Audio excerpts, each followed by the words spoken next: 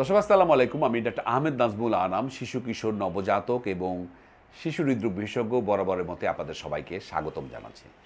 দর্শক, আমাদের কাছে মা বাবারা জিজ্ঞেস করেন, স্যার আমার বাবু তো শুধু মুখে আঙুল দেয়।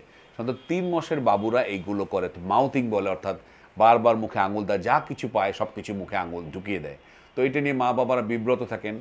অনেকে বলেন, স্যার আমার তো নানি বলেছে বা দাদি বলেছে ওর কোনো রোগ আছে, কোনো রকম বোধহয় কোনো কিছুর আসর হয়েছে, নাহলে এরকম করে কেন। অনেকে বলেন, স্যার কোনো আয়রনের ঘাটতির জন্য এগুলো করছে কিনা। তাহলে সেটা নিয়ে আজকে আমরা আলাপ করব যে বাবুরা যে সব কিছু মুখে দেয়, যেটাকে আমরা মাউথিং বলি, সেটি কোনো সমস্যা কিনা। তো দর্শক, সাধারণত আমরা দেখেছি যে 3 মাসের পর থেকে বাবুরা যা কিছু হাতে পায় সেটি মুখে দেওয়ার চেষ্টা করে, এবং এটা কিন্তু অ্যাবসলিউটলি নর্মাল। তার ডেভেলপমেন্টের যে প্রক্রিয়া তার সাথে এটি মানানসই। সুতরাং এটি নিয়ে আপনাদের কোনোভাবেই চিন্তিত হওয়ার কোনো সুযোগ নাই।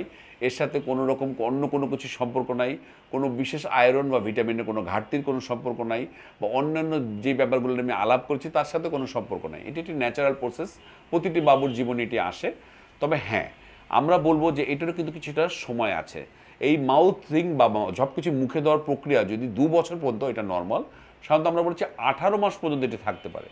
কিন্তু কোনো বাবুর যদি 2 বছরের পরেও সব কিছুই মুখে দেওয়ার একটা প্রবণতা তৈরি হয়, তাহলে আপনাকে খুঁজে দেখতে হবে যে অন্য কোনো রোগ আছে কিনা। তার মধ্যে আমি যেটা সবসময় মনে করিয়ে দিয়েছি যে আয়রনের ঘাটতি থাকলে কিন্তু বাবুরা উল্টাপাল্টা জিনিস খেতে চায়। মা বলে, স্যার আমার বাবু তো খাবার খায় না, বাবু ময়লা খায়, মাটি খায়, জানলার গ্রিল খায়, দেয়ালের প্লাস্টার চাটে। অনেক বাবুরা দেখবেন যে দেয়ালের প্লাস্টারগুলো সব চাটছে। অনেকে বলে, স্যার আমার বাসার সব দেয়ালের সুরকিগুলো উঠে গেছে। এগুলোকে পিকা বলি বা পাইকা বলি, PICA।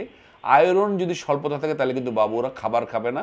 মা বলবে, স্যার মেঝে থেকে ময়লা নিয়ে খায়, অনেকে চুল খায়।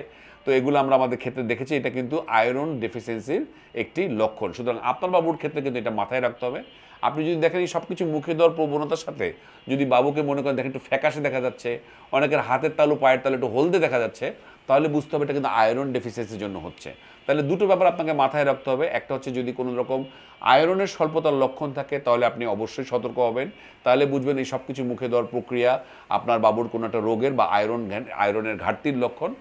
আর আমি বলবো যে 2 বছরের পরে যদি এই প্রবণতা থেকে যায় তাহলে বুঝতে হবে যে এটি স্বাভাবিক নয়, আপনাকে ডাক্তারের সাথে যোগাযোগ করতে হবে।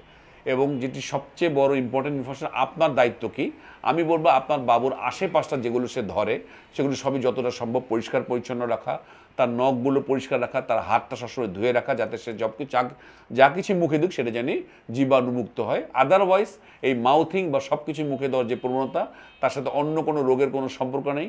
এটি একটি নর্মাল প্রসেস। আল্লাহ তাআলা এটা সব বাবুকেই দিয়েছেন। তবে হ্যাঁ, আমরা মনে করি সাধারণত 18 মাসের পরেই শেষ হয়ে যায়। তো দর্শক, এই সব কিছু মুখে দেওয়ার প্রবণতা যেটা আমরা মাউথিং বলি, সেটা নিয়ে আপনাদের কোনো যদি প্রশ্ন থাকে কমেন্ট সেকশনে করতে পারেন। আজ এ পর্যন্তই। পরবর্তী নতুন কোনো টপিক নিয়ে আবারও হাজির হব। সেই পর্যন্ত বরাবরের মতোই আল্লাহ হাফেজ।